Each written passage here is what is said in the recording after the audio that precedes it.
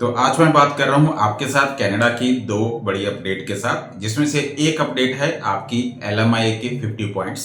दूसरी अपडेट है आपकी पीआर को लेकर। अगर आपकी file TR to PR program के अंदर लॉन्च हुई है तो आपको पीआर मिलने की पॉसिबिलिटी अब ज्यादा हो चुकी है और दूसरा वर्क परमिट एक्सटेंशन आपको मिल जाएगा। ये दो बड़ी न्यूज के साथ मैं इस वीडियो को पूरा एक्सप्लेन करूंगा। सबसे पहले बात करता हूं एलएमआई के 50 पॉइंट्स। एलएमआई के 50 पॉइंट्स जो आपके पीआर प्रोसेस में काउंट होते थे, अब कनाडा गवर्नमेंट ने उस चीज को हटाने का फैसला कर दिया है। यानी कि अब आपके पीआर प्रोसेस में ये 50 पॉइंट्स काउंट नहीं होंगे, क्योंकि ज्यादातर ऐसा होता था कि लोग इन पॉइंट्स का मिसयूज करते थे। वो जॉब ऑफर को बाय कर लेते थे, उसके अकॉर्डिंगली वो 50 पॉइंट्स को पीआर प्रोसेस के अंदर डाल देते थे। अब इस चीज को हटाने के लिए जो पीआर की प्रोसेस है उसमें से ये एलएमआई के 50 पॉइंट्स अब आपके काउंट नहीं होंगे। इवन ये पॉलिसी 17 दिसंबर को अनाउंस हुई थी, लेकिन अभी तक इंप्लीमेंट नहीं हुई है। यानी कहने का मतलब है कि अगर अभी तक आपको इन्विटेशन मिल चुका है या इसके इंप्लीमेंट होने से पहले आपके पास रिजल्ट आता है तो आपके 50 पॉइंट्स इंक्लूड किए जाएंगे। लेकिन जैसे ये इंप्लीमेंट हो जाएगी उसके बाद अगर आपकी फाइल इवन अंडर प्रोसेस हुई, क्यू में हुई, पूल में हुई, तब भी ये पॉइंट्स आपके काउंट नहीं होंगे। यानी कि 50 पॉइंट्स लेने का आपको बेनिफिट नहीं होगा, उल्टा नुकसान हो सकता है। वो कैसे, ये कैलकुलेट करके देख लेते हैं।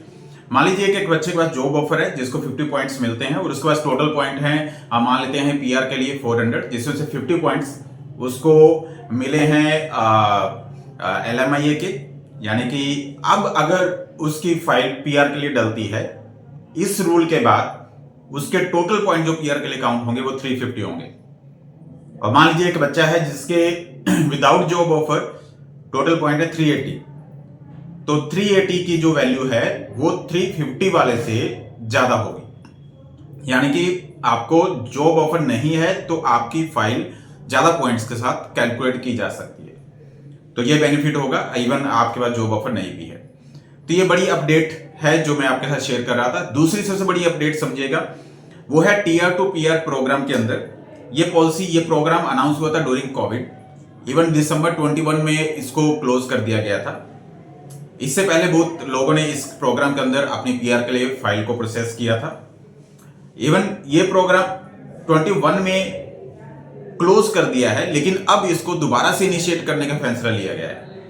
और ये बेनिफिट उन लोगों के लिए है जिनकी फाइल अंडर प्रोसेस है या जिनके पास अभी भी वर्क परमिट है, या 21 से पहले जिन्होंने फाइल इस प्रोग्राम में डाली हुई है उनके पास अभी भी वर्क परमिट है। तो वो लोगों को ये डायरेक्ट बेनिफिट मिलेगा कि पीआर प्रोसेस के अंदर फाइल होने के बावजूद भी उनको वर्क एक्सटेंशन मिल जाएगा, यानी कि उनको वर्क परमिट बढ़ जाएगा। और ये बेनिफिट उनके साथ रहने वाले लोगों, उनके बच्चों के लिए भी मिलेगा। यानी कि उनके बच्चे हो या उनके पार्टनर हो, वो अगर वर्क परमिट को एक्सटेंड करवाना चाह रहे हैं तो उनका वर्क परमिट इस प्रोग्राम के अंदर एक्सटेंड हो जाएगा। इसका जो एलिजिबिलिटी रिक्वायरमेंट रहेगी कि आपकी फाइल 21 से पहले लॉन्च होनी चाहिए टीआर टू पीआर प्रोग्राम के अंदर। लैंग्वेज एबिलिटी जो उस समय थी वो पूरी होनी चाहिए। आपके पास वर्क परमिट अभी 4 मंथ्स एटलीस्ट बचे हुए होना चाहिए, और आपके रेलेवेंट फील्ड का एक्सपीरियंस जो उसकी कंडीशन उस समय थी वो होनी चाहिए।